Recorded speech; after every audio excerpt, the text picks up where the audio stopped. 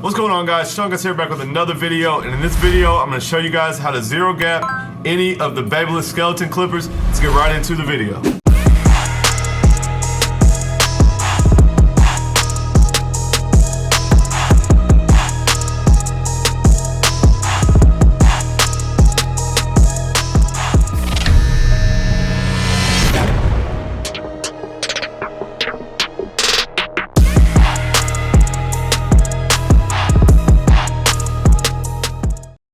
Alright, so today I'll be showing you guys how to zero gap any of the Babyliss skeleton clippers. It's going to work the same whether it's the gold, the graphite blade, the deep tooth blade. It's going to work the same on all of these trimmers. I get asked a lot how I make mine hit so well without cutting people, and I'm going to show you guys my technique on how I achieve that. So guys, the trimmer of course is going to come like this. It's going to come with this nice zero gapping tool. I kind of use this, I'll show you guys how I use it, but this is not the only thing you guys are going to need. So I'm going to show you guys step by step how I set my trimmer, and hopefully you guys can get them to hit. First note I want to tell you guys is sometimes you have to reset it multiple times. A lot of people will set it, go and use it, and say it doesn't hit. I will set it, try it. If it doesn't work, I'll go right back in and reset it again until I'm happy with it. So first off, the screws that you're gonna adjust are underneath the blade right here. So there's one on each side. Don't have to take the blade off. That's one of the best things about this tool and how they made this trimmer. So first off, guys, we're gonna take our zero gapping tool.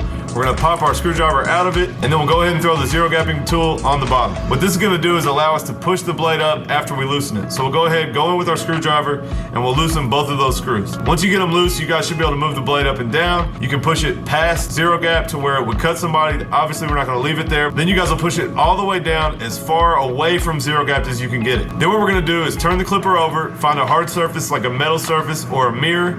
A lot of people like to use a mirror. You guys are gonna set it just like this on the mirror. Straight up and down. You want the blade straight up and down. Once you set the steel blade on the mirror, we're gonna take the zero gapping tool and press down so that both blades are hitting the mirror evenly. As soon as you guys get that, you're gonna take the clipper and you're gonna tilt it until the face of the skeleton hits that surface. What that's gonna do, and guys, I like to explain this like dominoes. If you guys have dominoes sitting like this and they fall, it shifts and you have a stagger down here at the bottom. So what you're gonna do when you take the blades that are even and you tilt that, it's gonna offset it like this. So it's gonna move your cutting blade slightly up, and that's gonna be the perfect sweet spot. When you guys set it square down, press the blade down and tilt it until this hits the same surface. You guys will see that that will move the cutting blade up slightly. Then you wanna flip it over, hold it firmly, and tighten the two screws. Like I said, guys, you'll pop this off, we'll test it out. If it doesn't cut right, we'll go right back in, put it back together, and do the same exact steps again until we're happy with it. And I always test it on the back of my hand. And really when these hit right, guys, even as light as my skin is, I'll get a slight little ash line where it's scraping the skin but not cutting the skin. And so those are really gonna be hitting like that. Usually after I get them done, I will do my own beard and make sure that it's not too sharp under my beard. But guys, if it takes a couple times, that's okay. I'll just redo it again.